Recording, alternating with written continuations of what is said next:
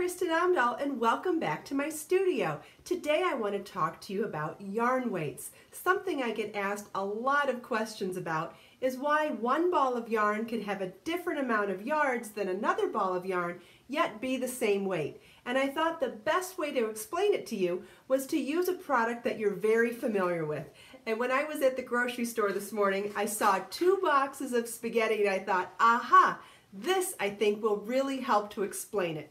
Both of these boxes are 1 pound of pasta. You can make 1 pound of pasta for your family, but a fettuccine noodle is much thicker than an angel hair noodle, so you'll have more of them.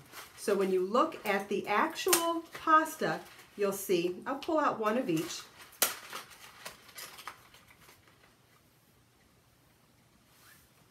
And you can see one is so much thicker than the other, but yet each box has 1 pound of pasta. And if you look inside, you'll see there are far more strands of angel hair than there are of the fettuccine.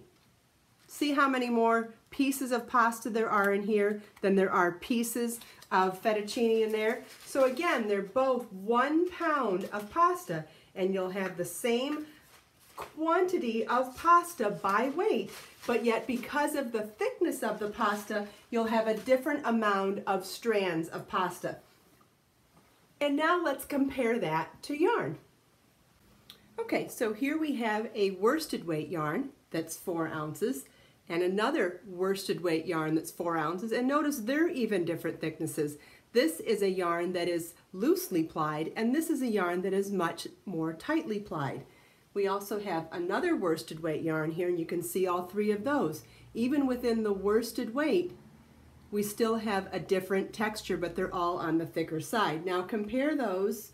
Let's see, so this one is 4 ounces of 247 yards of yarn, and this is 4 ounces also, but this is 650 yards of yarn. And you can see, think about this, and this one would be the fettuccine, and this one would be the angel hair. And notice that they're both 4 ounces, but this one is much less yardage because the yarn is thicker. And that's what I'm trying to explain to you. I'll post a link in the video description so you can follow a blog post that I've written all about this, including a really wonderful chart from the Yarn Council that talks all about yarn weight standards.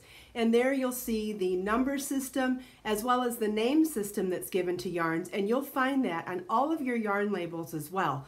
So if you follow the link, you'll get to see how you compare all of these by the yarn label, and I hope this helps you understand yarn weights.